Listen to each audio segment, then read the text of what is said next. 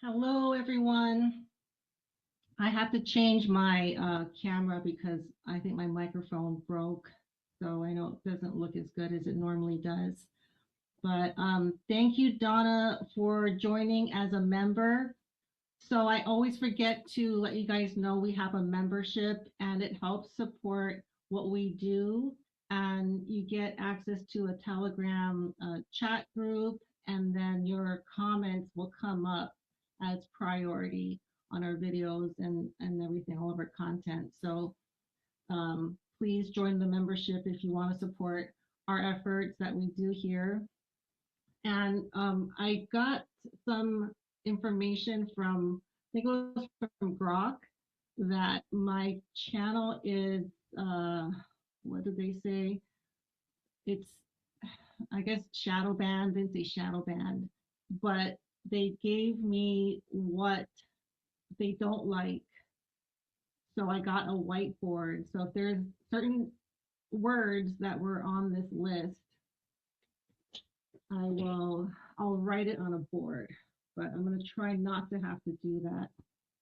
But this topic, it shouldn't be too censored, but in case you're wondering why I don't verbalize certain things, is because there were, especially in the beginning, a lot of things that will prevent my content from getting promoted and, seen by more people.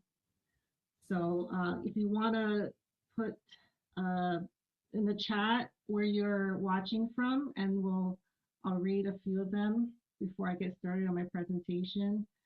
And the presentation, okay, here from Florida, from icy cold Florida, aloha, southern Kentucky, waiting for the storm.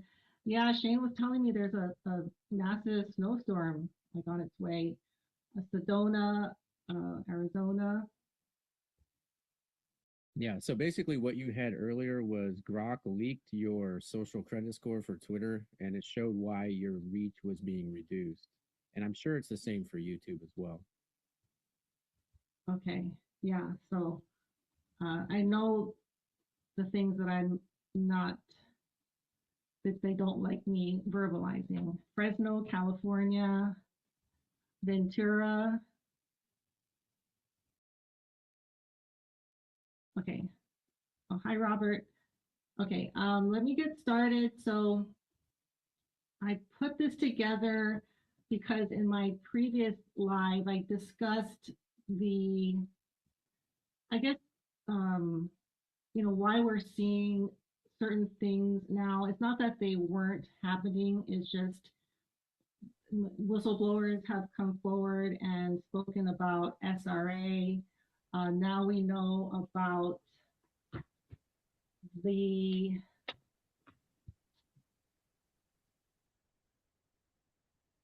I hope I'm spelling this.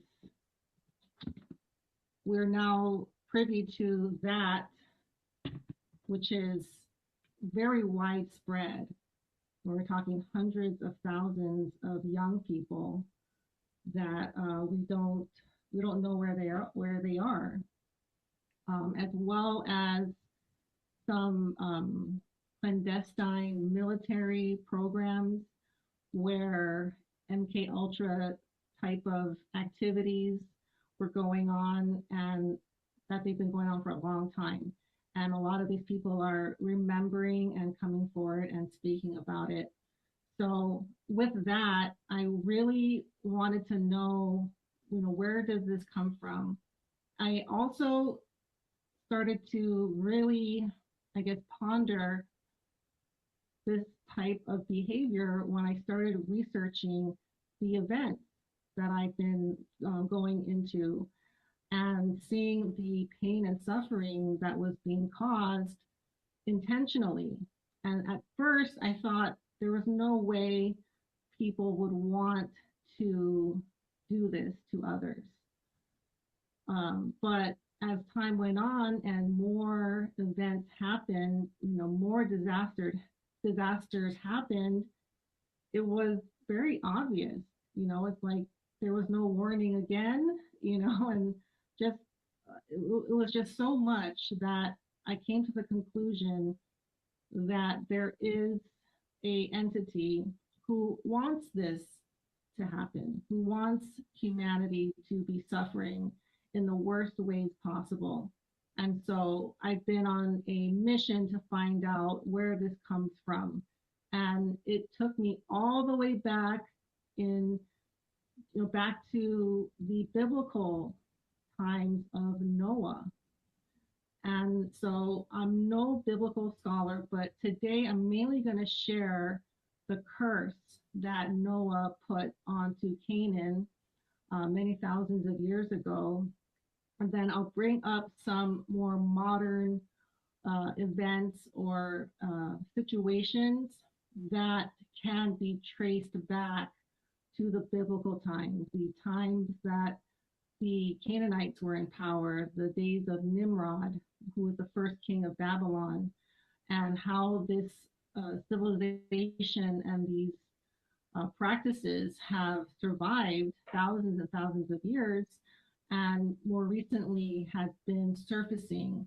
And so I'll start out with the very, very earliest reports of this curse.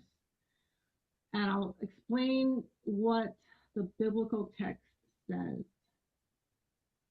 And here it is. Okay. Well, before that, I'll do a little of the genealogy, who Noah is, and his three sons who populated the earth. So Noah's at the top there. He had three sons at this time: Shem, Ham, and Japheth, or Japheth. So Shem is the son that he kind of, I guess, put on a pedestal. Ham is the one that he did not, and his son was cursed. And Japheth was also not cursed. But it seems like Shem was the illuminated one, the one that got the most praise. And they spread all around the world and populated the earth. I have another map. I don't think here, a map of how the descendants of Noah spread around the world. Now, this is after the ark, so after the flood. The flood was sent by God to cleanse the earth of what was going on. And it was just, so much sin and so much horrible things were happening, so much suffering was happening that God had to destroy the whole earth.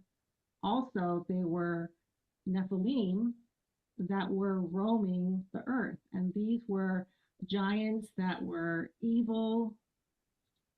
They indulged in many horrific things, including eating things and just the worst possible behavior that you could imagine. And here's Gilgamesh, and we'll talk about him a little bit more. And he was a giant, and it's up for debate whether he was a full Nephilim or a partial Nephilim. Some say like he was a third, but either way, this is where it comes from. Here's Ham's family tree. He had 4 children, and Ham is thought to have populated the darker skinned area, so from Egypt down through Africa. And some are speculating that might be, part of why this curse happened. But I'll give what the official story is, and then some other speculations as to why this curse was put onto Canaan in the first place.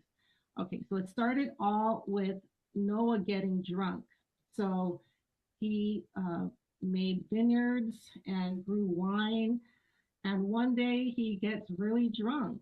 And in the story, he's in a tent, but he doesn't have any clothes on. He's just laid out without any clothes.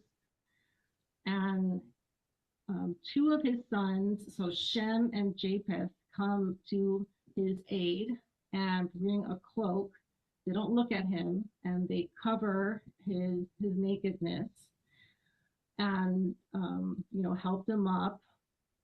However, he curses Canaan.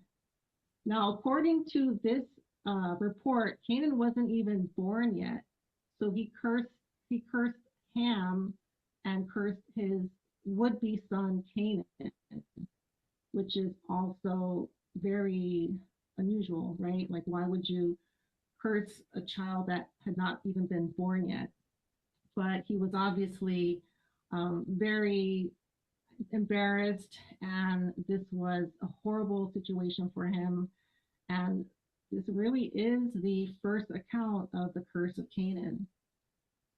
Now, it sounds like a cover story, right? Why would you curse a child, your grandson, because your son, saw you without clothes on? It doesn't seem like like a horrible sin or anything.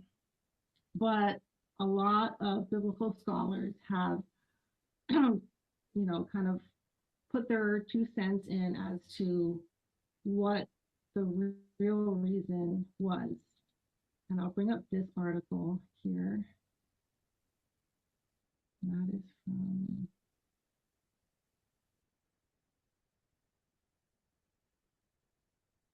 okay, no, let's make it this. Okay, so here, this is where it comes from. And there are other pictures where it's a lot more explicit, but this one seems to be fairly PG. Okay, so one that I hear is that Ham was participating in voyeurism because he was peeking at his father, and that's why he was cursed. And that is a sin. He's not supposed to, be spying on people without clothes on. There's also a theory that Ham castrated Noah at this time, and so he cursed Ham. I don't think that doesn't seem plausible, but it's something that has been put out there. Another option is Ham committed paternal incest, so it was involved in a homosexual act with his father, and that is why he cursed Ham. I guess that is plausible, but I think if I were to just try to make sense of it, I think option 4 is more likely. Ham committed maternal incest. So he caught Ham in a, having intercourse with his mother, so Noah's wife. That's what the chat seems to think as well. What? That's what the chat seems to think. Oh, maternal incest. Okay. Mm-hmm. Yeah, a lot of biblical scholars that I have that watch this. So, okay, good. I think this is the most likely explanation for this curse, because I guess the child that was birthed from this union would be Canaan. And so that's why he's cursed. He's a product of incest and a product of a sinful act. And that is kind of the reason for this curse. So that is really the basis for it. Now I'll go a little bit into this curse and what it caused these tribes or these civilizations to behave like. And so I'm going to put this up on the screen because this is very very explicit, and hopefully there's no kids in the room, because these are very horrible things and very much illegal. Okay, well, this is a passage from the Curse of Canaan. Before I start, let me just show, this is what I read, and I got a lot of information from this book, and the author is Mullins. I believe this was banned in some countries for a while, but you can buy it now. And I've gotten through about 2/3 of it. But I'm I also kind of cross-reference with other biblical scholars to kind of make it a little bit more balanced. This is a passage from Mullen's book, uh, The Importance of Nimrod in Any Study. Oh, and Nimrod, let me just show you him on the tree. So Nimrod is also Gilgamesh. Uh, where is Nimrod? He's under the branch of Canaan. So Canaan's the cursed one. I don't see him here, but anyways, this is where he came from, the line of Canaan. It's weird that it doesn't have it there.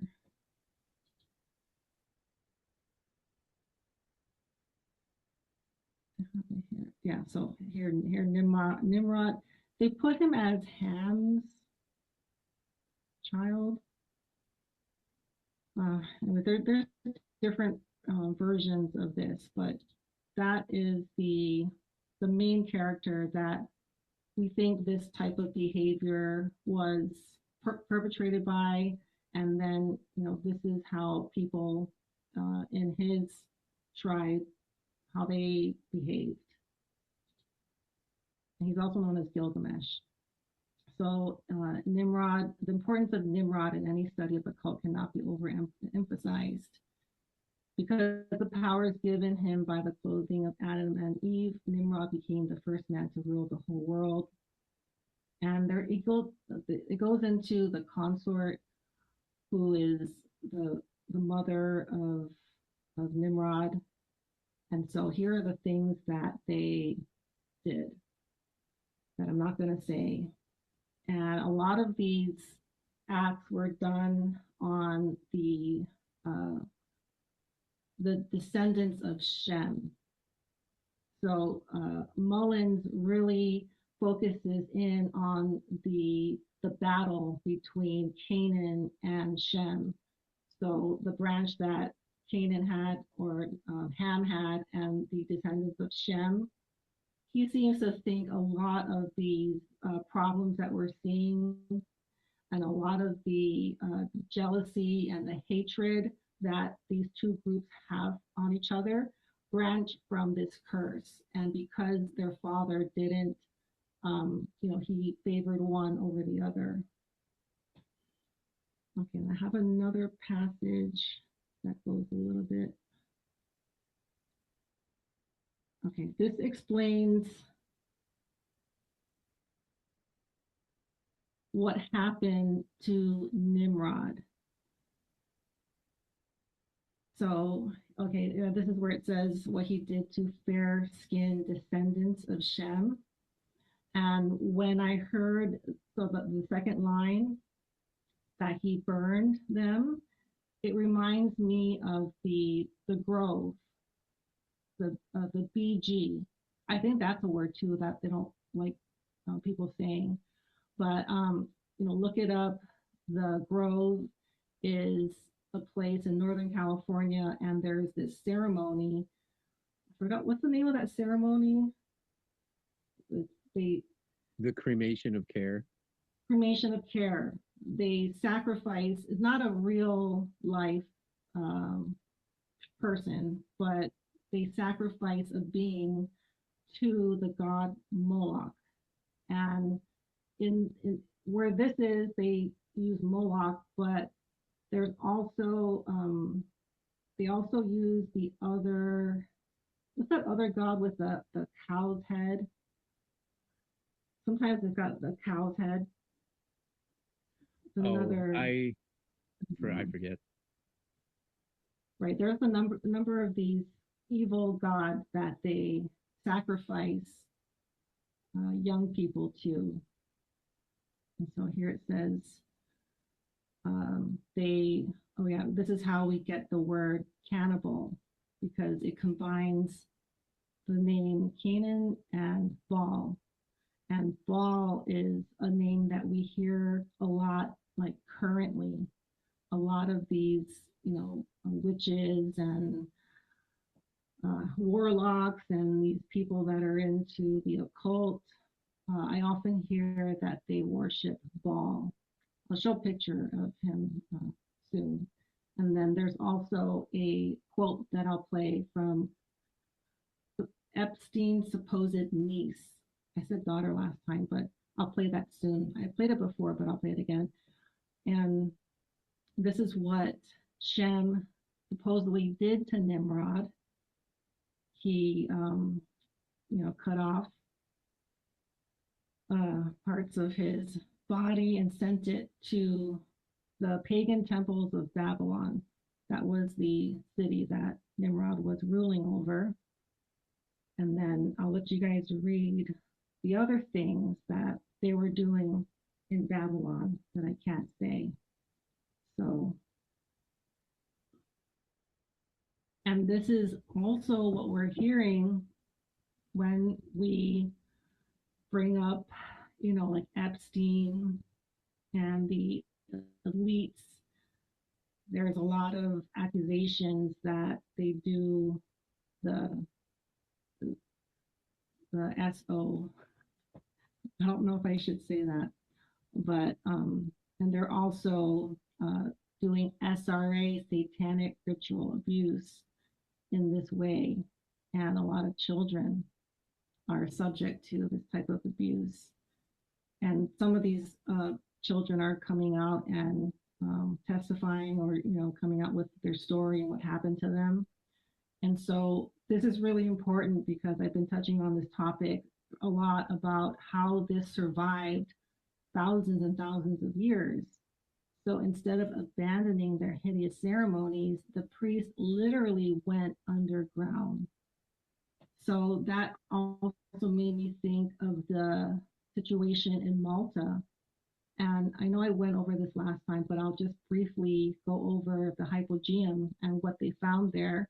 It's an underground network of tunnels and rooms, and it covers, or it's underground it's under the entire island of Malta. And it's very vast. This is one of the altars, and they did find many skeletons, elongated skulls. So there was obviously rituals going on here, and they were sacrificing things and individuals to their god or gods. And it is a vast, vast network. You can't go there anymore. They've closed it off. But back in the, I forgot, it was like the 30s, maybe the 40s, there was a woman, her name was Constance Jessup. She went with a tour guide into the hypogeum, and she had a few friends with her, and she decided to be brave and go further into the hypogeum. And she had a candle with her.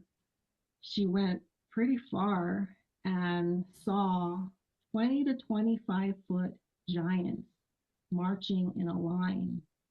And they did see her, and this is her account, and this was in the National Geographic. This was reported in the National Geographic. She says that they put their hands up in some sort of gesture or something.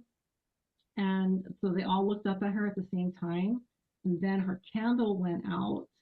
She also says, I didn't mention this earlier, she feels some sort of like slimy, slippery thing next to her, but she doesn't see it. And at that point, she had a rope tied around her, and her friends are holding her. And she says, bring me back.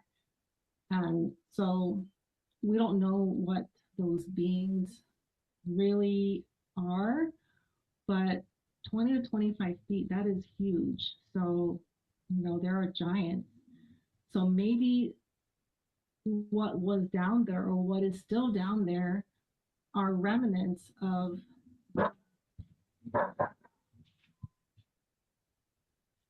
sorry about that, the remnants of the underground, the movement of this practice to the underground.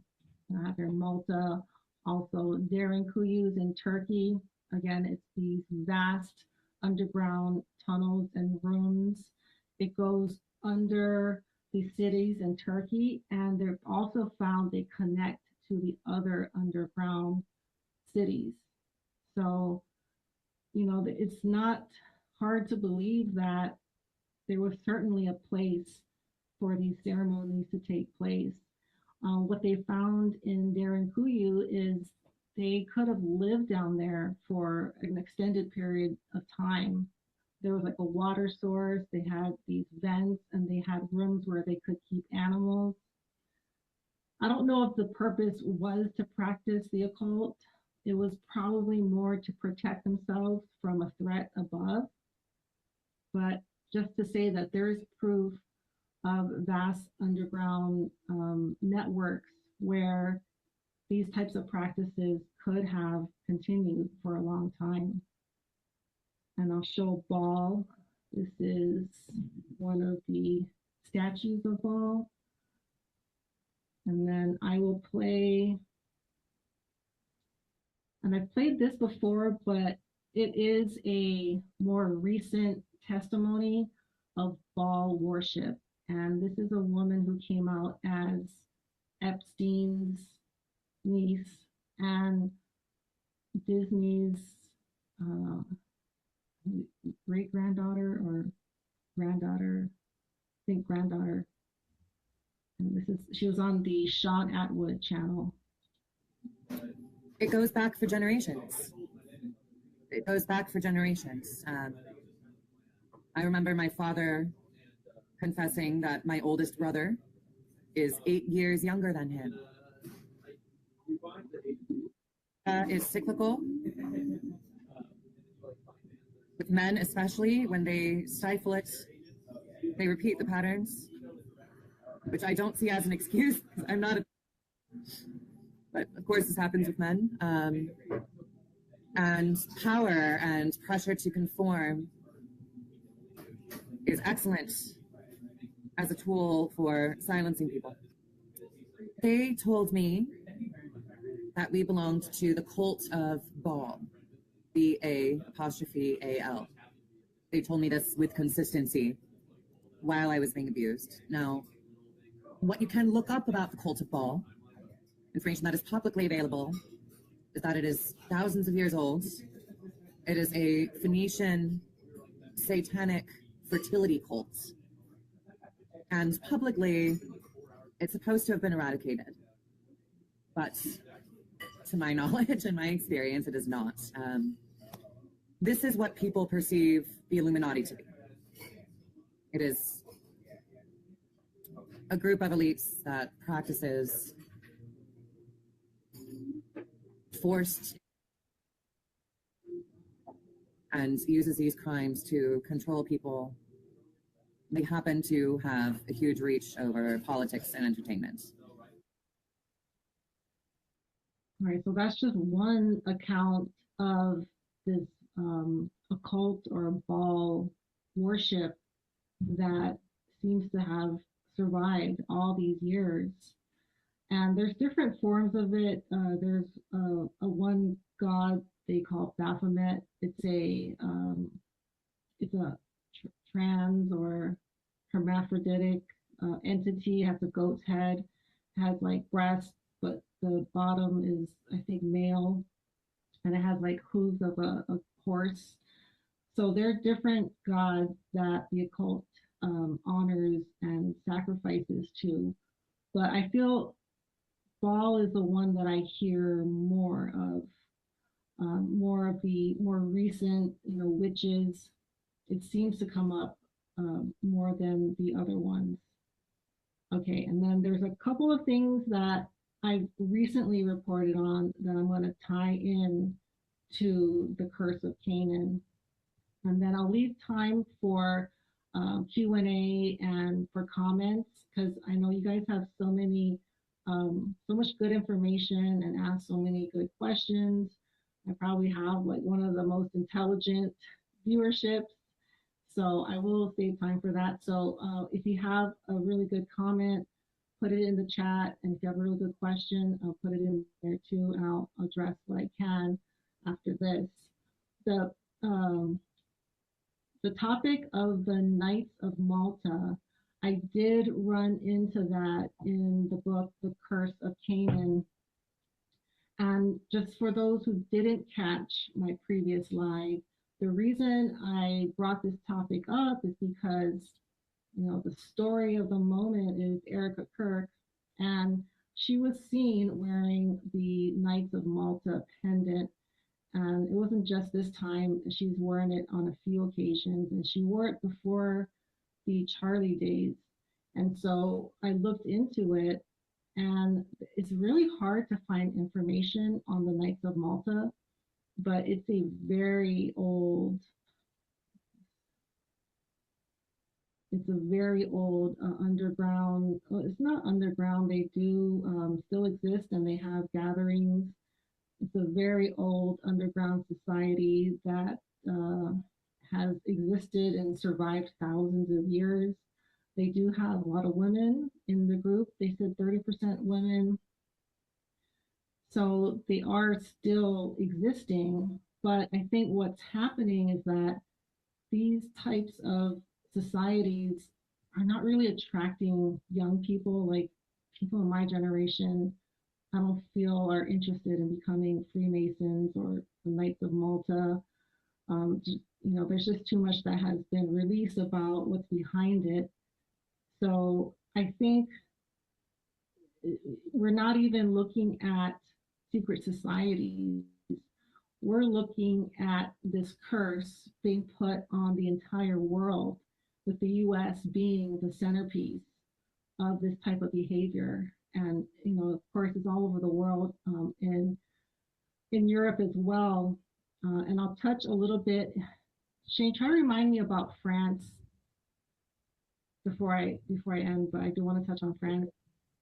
But I think this curse has really been put on to at least the American population.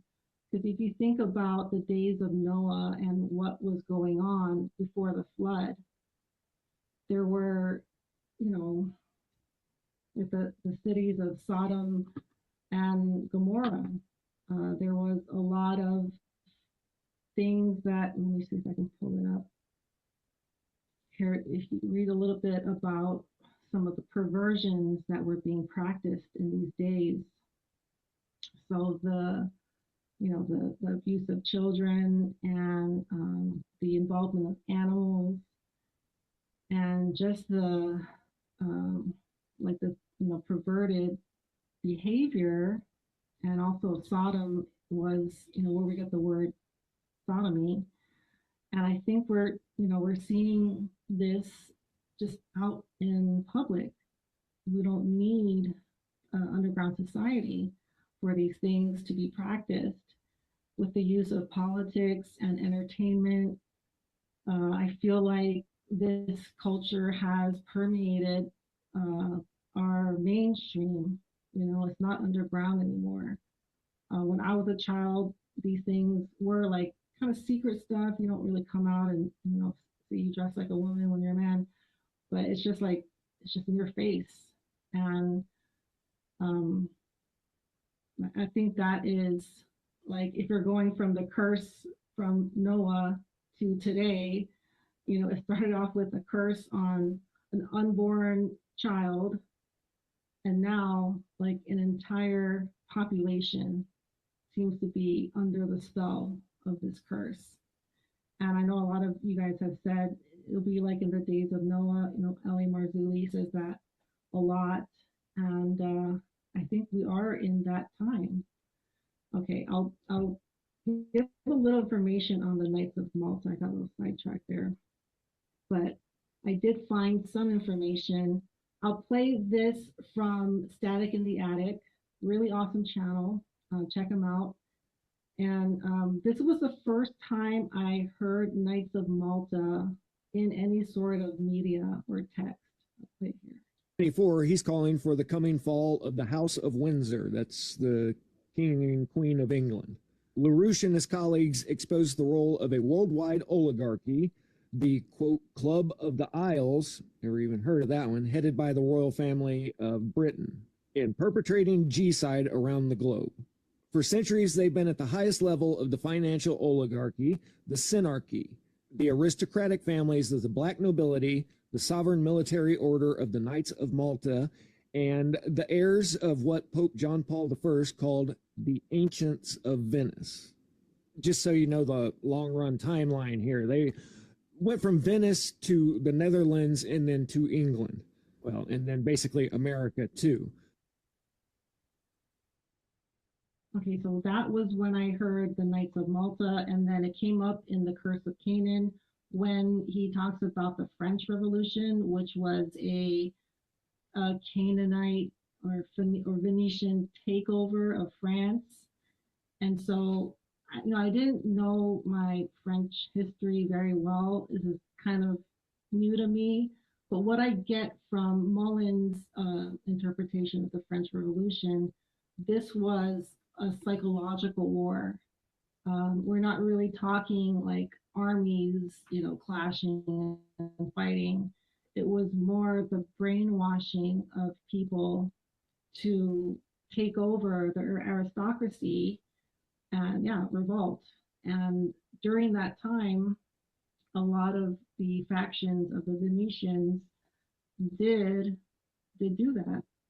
And I'll just read a little bit about the Rosicrucian Knights of Malta. So he gives a lot of examples of when property and riches and money were stolen during this time. A crisis is a horrible thing to waste, something like that, but this certainly happened. And there was a palace, the Palais Royal, was given to the Canaanite lenders.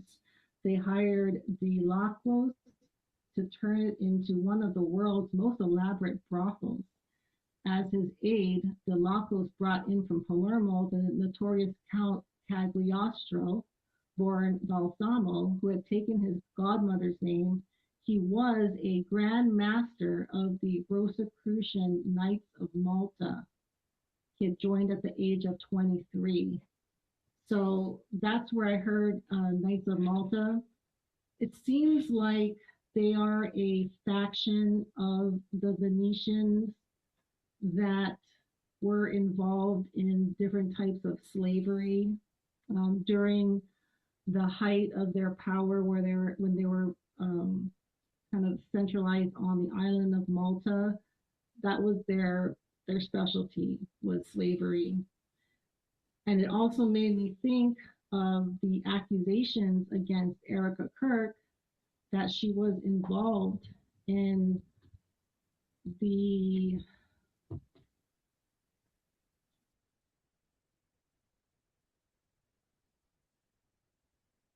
this is what she was doing. Is this coming out okay?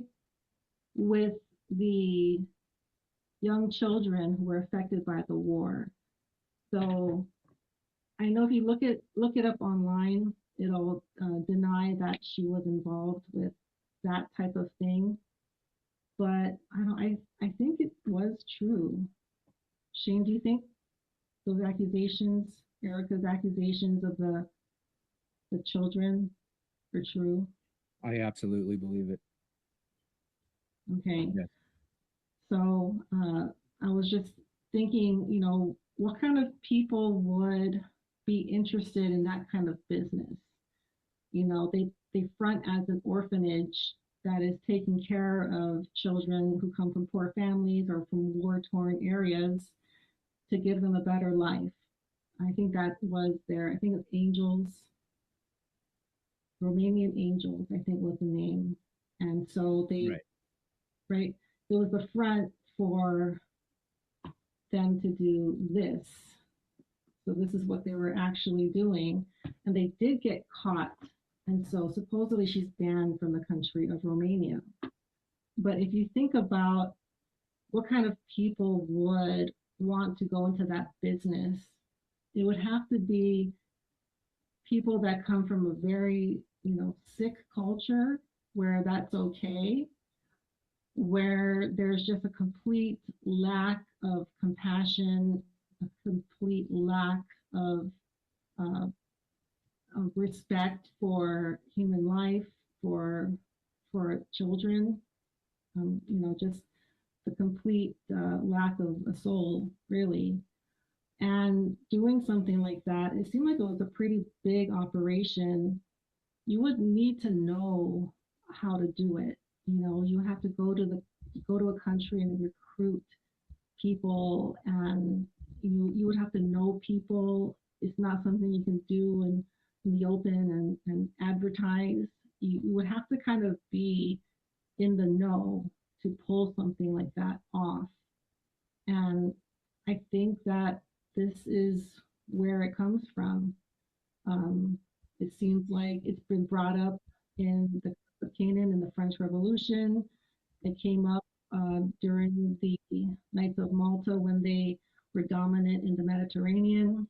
And again, some sort of, slavery coming up in a more modern case with Erica Kirk.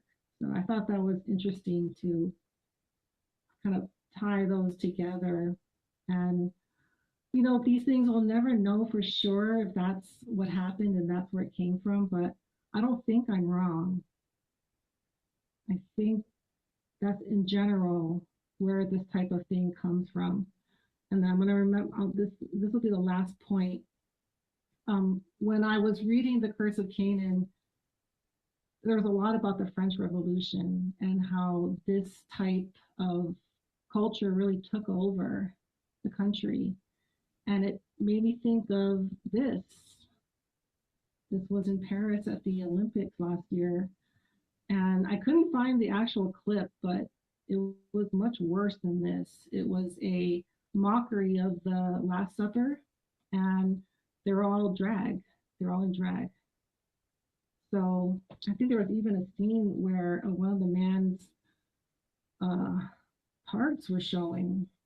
And so, where does this come from? Like, who had this idea to do this? This is a mockery of Jesus. This is a mockery of the Bible. This is a mockery of the biblical text.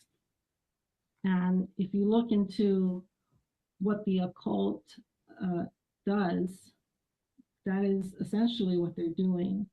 They're going against all of the teachings of Jesus. They're an abomination on the teachings of Jesus. And it's just whatever, the Bible preaches, it's like they did the opposite. So I thought that did come up in my mind when thinking about the French Revolution. And there's a lot on that I could elaborate on. It's so much information.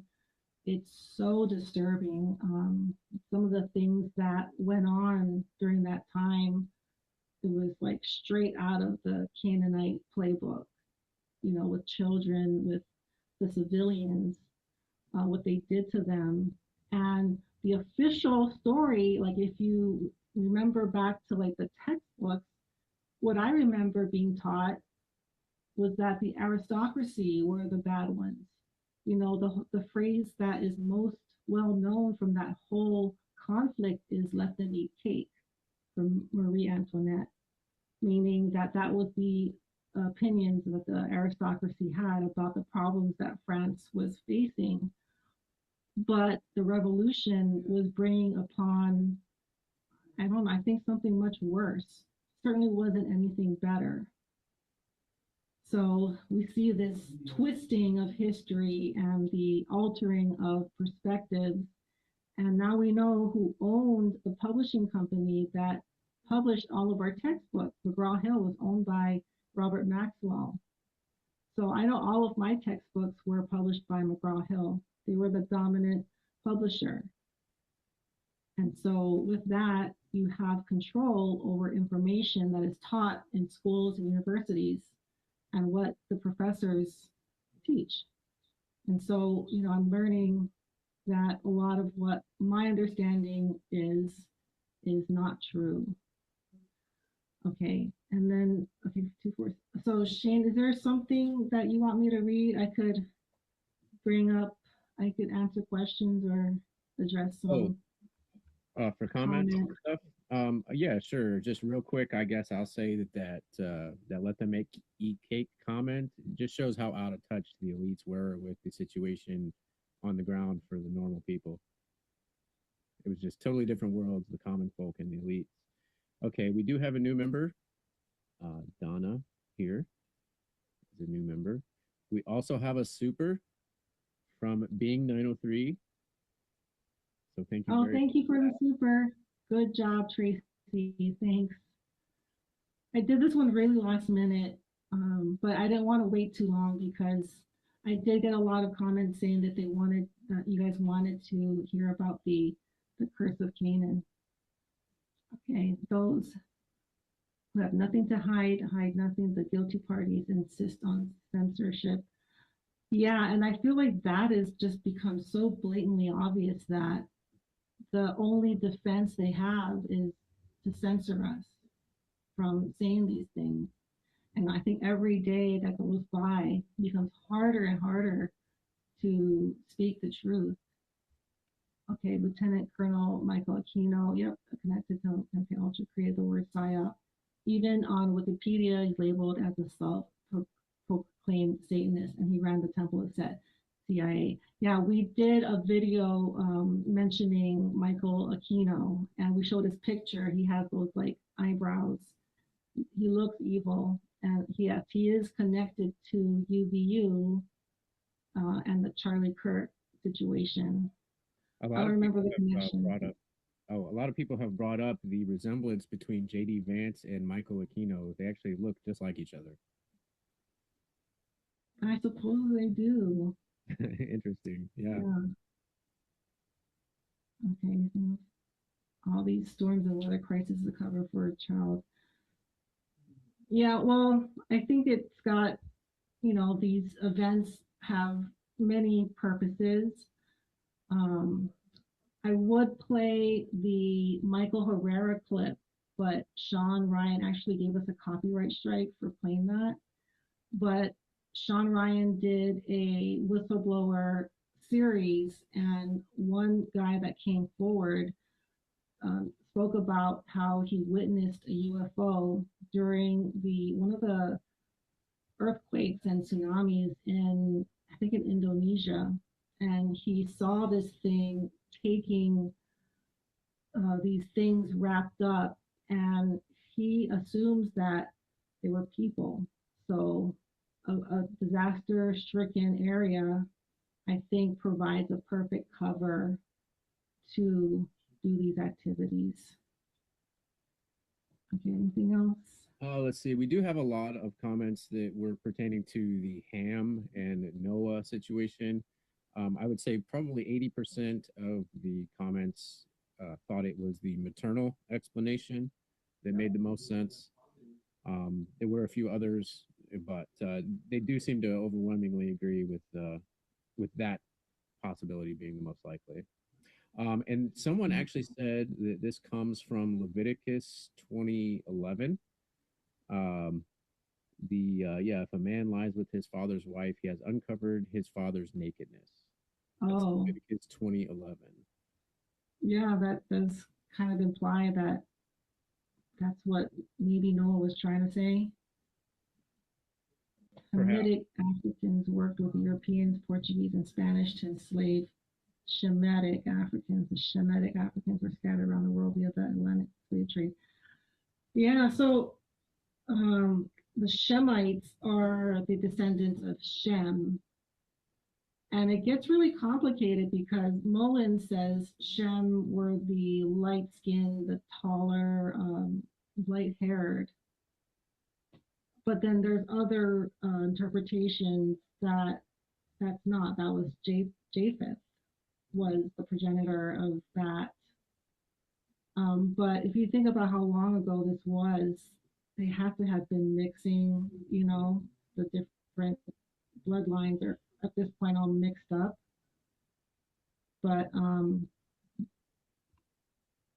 yeah, I'm not like not a good person to speak on with that. That is a new topic as far as the bloodlines, but I'm a little familiar with that. Baal or Baal name might be the proper name for the Moloch god, according to some academics. There Baal was some debate. Haman.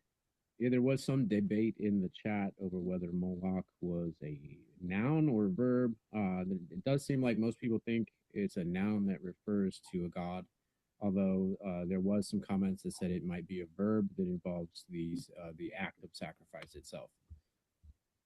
Okay, I thought it was the owl god, but I also it thought could, so, but I could be mistaken. All right, let's okay. see here.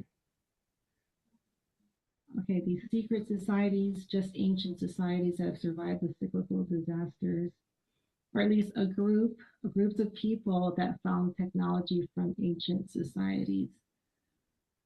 Yeah, so I didn't go into I guess, the knowledge of the occult, the knowledge of actual technology. But yes, I agree. The secret societies preserved a lot more than just the Baal worship and like necromancy and these kinds of things. I think they do hold other types of knowledge, and that is being held from us, till this day. So I think we're kind of at a turning point where so many people are waking up. At least I hope that's the case. Are waking up to what we've been told that is not accurate. Is just deception, and deception and lying are the one of the key characteristics of Canaan. Trickery and lying, stealing to get ahead. Oh, this one I'm gonna put this one up because I Yeah, go for it. did. I have learned a lot about Ben Franklin because I'm in the part of the American Revolution and the beginning of the U.S. and how Ben Franklin was, he's agent working for France.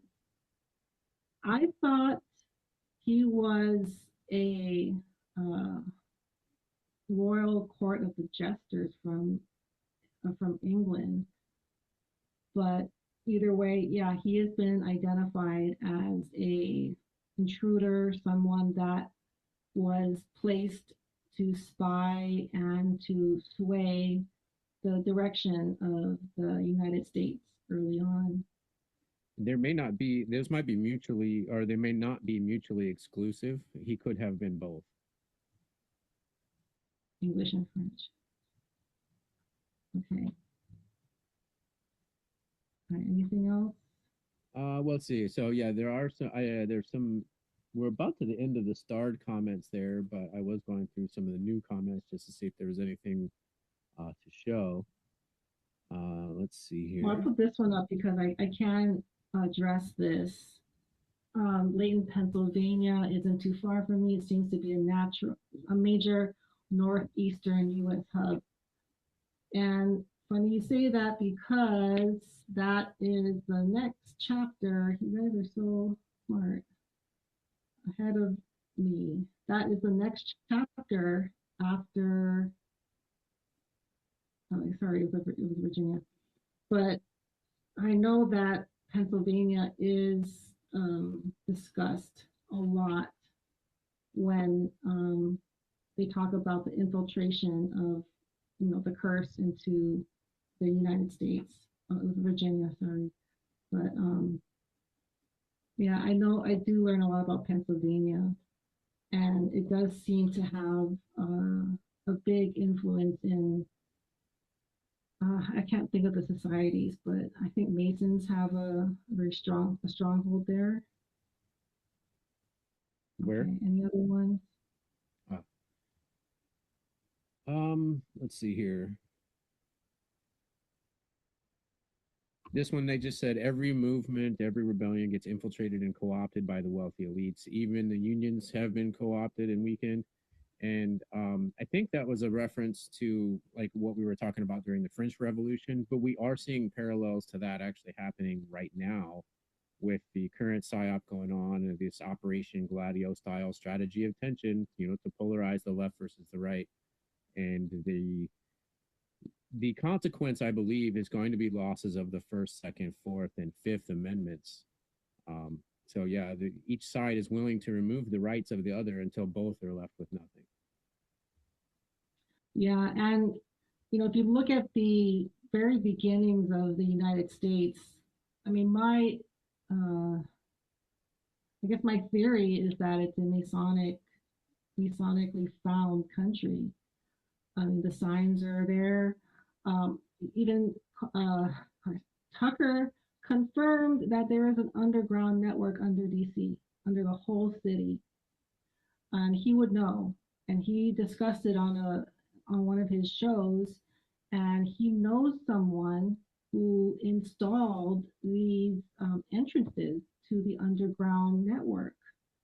And he says that they're just out in the open. It looks like I don't know, like a power box or something, but it's actually a way to get to the underground network of DC. And I'm thinking that it's not only DC that has this. And then, I did a video, I'll link the video about the underground cities that Catherine Austin Fitts discussed. Did she talk about it? Yes, she has. Yeah, so Catherine Austin Fitts, a lot of you guys do know of her. She worked for the first Bush administration, and she's been coming out and discussing what's really going on, and that there are vast cities under our country, under the ocean floor, and in preparation for a threat or, a number of things. So this whole elites going underground, is as old as time. We tend to think like, oh, this is a new thing. And when you go down that rabbit hole and you really look at this, certain topics, I often find that this is not new, that this has been going on for a long time.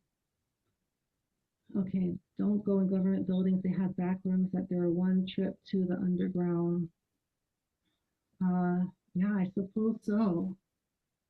I would probably prefer not to go into a government building unless I have to. Okay. Pope Nicholas, do you want to read that one? Pope Nicholas V. Yeah, go ahead and read whichever ones you want. I'm just trying to catch up on the new ones. Okay, Pope Nicholas V issued that edict that started the Atlantic slave trade. He called it civilizing. Yeah, so there are a lot of, I don't really like talking about this because, it's such a polarizing topic.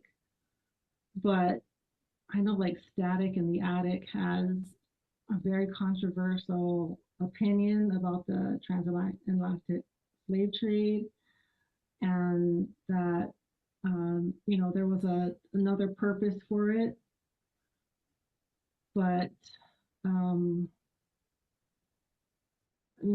I think the story we have been told about the slave days, I can't imagine it being completely accurate.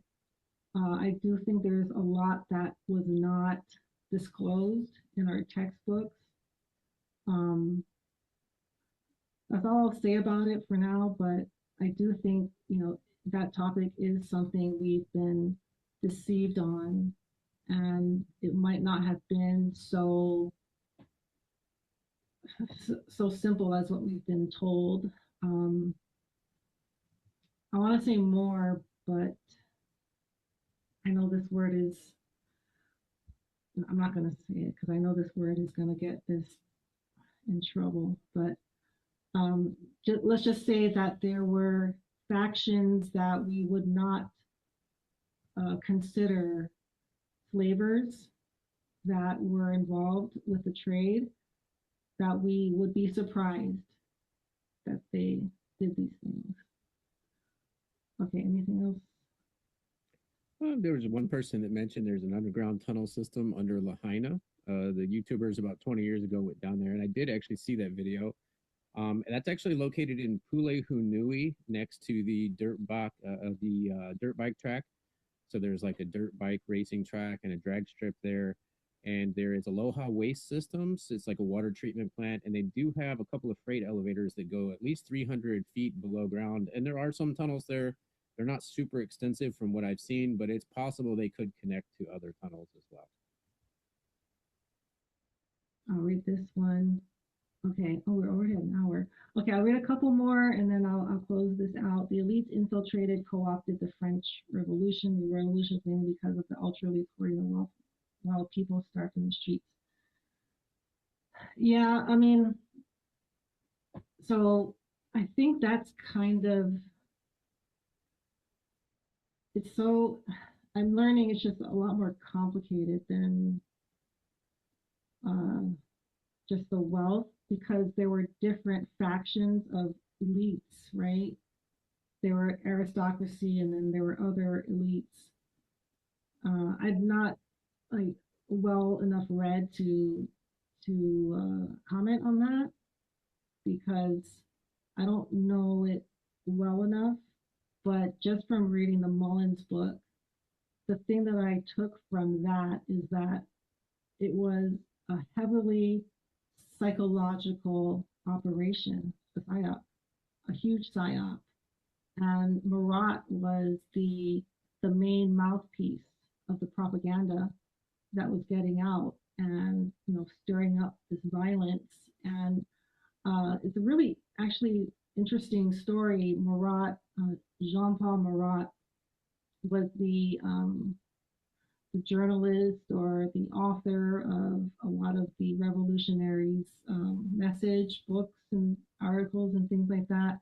And he had this awful disease that started in the growing area, the perineum, I'm not saying that right, but in the nether area. And he had this, it just spread all over his body, and his skin was like just bursting of the pus filled, his skin was just, it was just like so putrid. And he was this weird looking man who was very sick. And he spent his time in a bathtub, a medicinal bathtub shaped like a shoe. And he was actually, I don't think I can see this.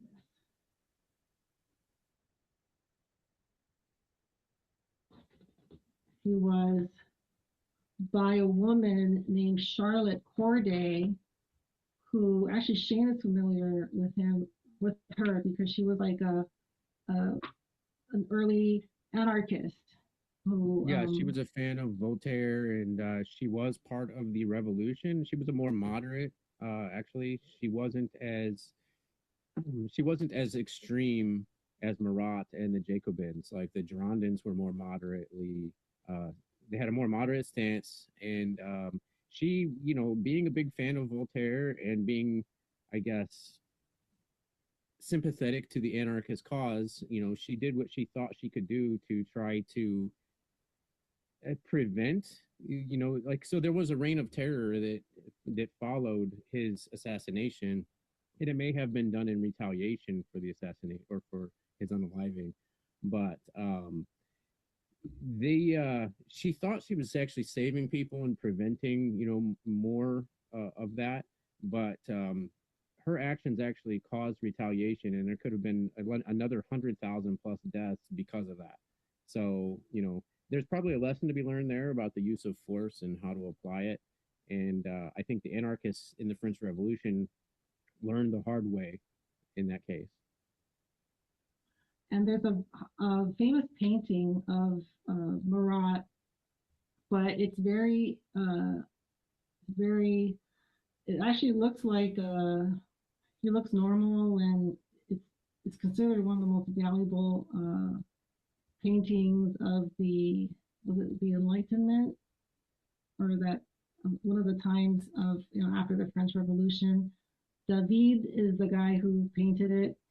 Anyways, he's kind of seen as a hero, this guy Marat, but he really wasn't. He was the instigator for a lot of the horrific things during the revolution. That's what I take from Mullins. That's his perspective, that he was an instigator and he comes from the Canaanite faction that infiltrated France. Okay, anything else? Well, there's a lot of other stuff, and we probably don't have time to get to most of it. Okay, yeah, we're at 3:07. All right, that went by fast for me. And wow, a lot of comments. So thank you so much.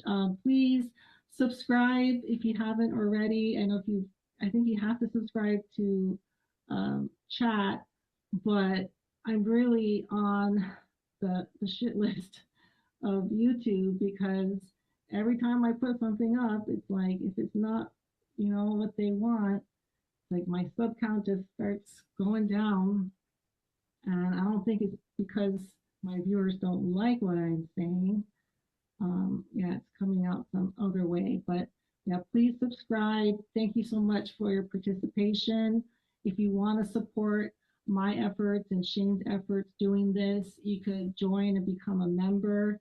There's 2 levels. And I know we picked a picture of an eye. At the time, I didn't realize that was a Masonic sign, so I apologize. We're looking for another emblem. It's not Masonic. It was adopted by some Illuminati factions. So yeah. Yeah, that's not Masonic. And Masons don't own the eye. So in that sense, I don't want to change it. But it was just because it was just something we brought up. I thought of actually. But there's 2 levels, and the main thing, you'll get access to the chat group, and then your comments will come up as a priority. So we'll see those first. And going forward, starting this year, when we get the membership to 100, and I'm not quite there yet. I think I'm in like between 60 or I think I'm almost at 70. When I told myself when we get to 100, I'll start making member-only content. But I need a bigger chunk for it to be, to make it worthwhile, so that enough people see it. So, okay, I think that's gonna do it. Thank you guys so much for joining, and we'll have a Chile Patagonia video, right? Chile Argentina video coming up soon by the end of the week. Yeah, Patagonia in general, it will cover both Argentina and Chile. Okay. All right. Bye. They piece it together.